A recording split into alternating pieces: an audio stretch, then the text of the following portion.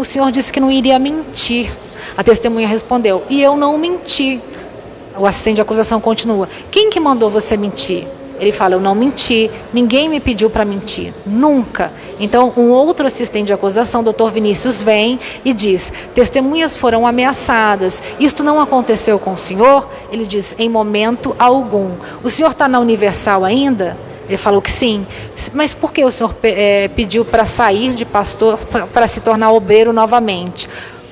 Por o senhor ter reclamado de alguma coisa? Ele fala que não, foi por decisão dele própria. Ele nega ter ido ao IML também, mas as testemunhas o viram lá e ele continua negando quando isso é colocado para ele.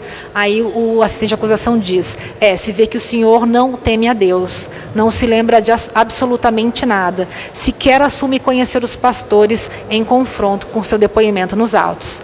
Se conhece a árvore por seus frutos, conclui com a testemunha este assistente de acusação.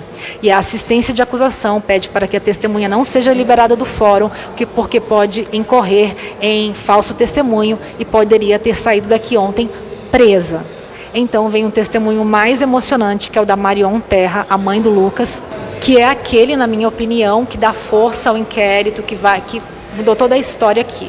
Ela inicia lembrando do Luquinhas dela, fala sobre a forma que criaram ele e os irmãos com super proteção, especialmente o Lucas, pois ele era muito bonzinho e não via maldade em ninguém. Sempre teve aquela coisa com a religião, ele ia comigo na igreja, me acompanhava, ele era o conselheiro da família. Ele disse: mãe, a senhora é uma mulher de Deus, tem que acreditar na eternidade. Na ocasião da perda da sua avó materna, mãe da Marion Terra, né? Mostrando que o filho tinha já uma grandeza e uma sabedoria espiritual. Desde pequeno ele tinha a Bíblia dele. Ele se envolveu no grupo de jovem no Rio de Janeiro, onde conheceu o pastor Fernando, né? O Fernando, ela fala, mas mesmo assim ele nunca ficou sozinho, nunca foi sozinho. E quando nós íamos buscá-lo na igreja, ele estava sempre ajudando alguém. Uma vez ele estava com um mendigo na esquina e disse: mãe, estou aqui com esse senhor, com a Bíblia dele. E aí ela começa a desaba nas lembranças do filho, né? Das ações do filho. Um dia ela disse que estava na Europa, abriu a Bíblia e leu sobre Lázaro. E ali ela entendeu que o filho dela já estava morto. Ela já estava esperando as passagens, comprou as passagens e disse que foi a viagem mais longa que ela fez na vida. Ela queria chegar, abraçar o Lucas. Ela queria abraçar o Lucas. Gente, não tinha um Lucas, tinha só um corpo carbonizado. Mas na ilusão da mãe, né? Ela disse que na época não tinha DNA e que ainda não fechou o luto dela, que ele não merecia ter sido queimado vivo, que ela não consegue entender isso que aconteceu. Ela fala da morte do Carlos, que ela achou que não ia conseguir continuar, o pai do Lucas, que lutava tanto por isso, e que de dentro do IML falaram para elas: denuncie na imprensa, porque um corpo carbonizado perde a capacidade de se fazer reconhecimento. Só é possível através do DNA. E não tinha DNA em lugar nenhum. Aí apareceu o primeiro laboratório no Brasil que fazia DNA em corpo carbonizado. 42 dias após o corpo do Lucas ter sido encontrado, foi feito o DNA e comprovado que era do Lucas. O Fernando era o pastor que ele mais admirava, ela falou, e de quem ele queria receber a tal gravata de obreiro. Ele queria ser bispo e era obstinado. Ele não queria sair do Brasil sem receber essa gravata. Ele tinha plena confiança no Fernando e por isso ele ficava atrás dele sempre, acho que insistindo ali para ser obreiro e tal. Diz que na Universal existe o bispo maior, que ninguém toma decisão nenhuma sem autorização dele. Aí o promotor pergunta: quem é? Aí ela disse: o bispo Macedo, o Edir Macedo. A instituição insiste em dizer que o que vocês buscam era insistir neste caso por conta de dinheiro. É verdade? Ela disse que é verdade, e inclusive porque já me disseram isso na Universal, eu pesquisando, Fernanda, me disseram isso. Mas o pai do Lucas gastou todo esse dinheiro da indenização da Universal, rodando o mundo para tentar que o caso não ficasse impune. Até na ONU ele foi. Nós até fizemos um livro, disse ela, e distribuímos aos montes. Às vezes nós vendíamos, às vezes eles distribuíam conforme a situação. Que 5 dias depois do desaparecimento do Lucas, fizeram uma reunião com 800 obreiros, que o Fernando era o líder, e ele os proibiu que ajudassem o Carlos Terra, o pai do Lucas, a procurá-lo. né? Que proibiu que qualquer um ajudasse na procura pelo Lucas. O corpo ainda não havia sido encontrado nessa época que ela retorna um pouquinho. Eles não podiam, como igreja, se ocupar com o caso de um Luquinhas qualquer. Ele disse isso para mais de 800 pessoas. O requinte de crueldade, a forma que eles se livraram do corpo, me indigna, disse a Marião Terra. Aí o promotor diz: Cordeiro de Deus, que tirai os pecados do mundo. Trataram a senhora como uma prostituta porque estava trabalhando na Itália como cozinheira, é verdade? Ela disse que sim, que isso acontece muito e que eles tentaram fazer de tudo para difamar a família. É muito fácil você acusar alguém que trabalha fora de prostituta, sendo que é ínfima o percentual de estrangeiros que trabalham lá fora que se prostituem, por incrível que pareça, tanto da Ásia, quanto da África, quanto do Brasil. A maioria rala e muito, então eles usaram de todos os subterfúgios de manipulação para tentar colocar a igreja contra essa família.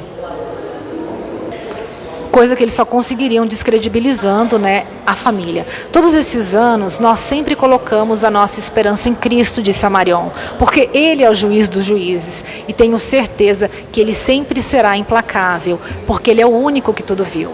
Esses aqui são lobos, vivem em uma alcateia, se unem para fazer o mal para a nossa família. Existe uma equipe em São Paulo que foi contratada para fazer que este júri não acontecesse. Minha irmã hoje está em Porto Alegre, morrendo de câncer, mas acredita na justiça. Eles estão há 22 anos impune, festejando Natal, Ano Novo. E eu? O que eu quero? Eu quero pena máxima para eles. Nós éramos o pai e a mãe pobrezinho. Eles acharam que iria ser fácil, queríamos desistir, queriam nos intimidar, cansar, mas isso não aconteceu. Fica a dor da saudade e a esperança de justiça, completa aí o assistente de acusação daí, que finaliza: pobre daqueles que escandalizam os pequeninos de Deus. E então vem o tal pastor Beljair de Souza Santos, que a última testemunha, foi a última testemunha de ontem, que é o pastor assistente da igreja de Pituba.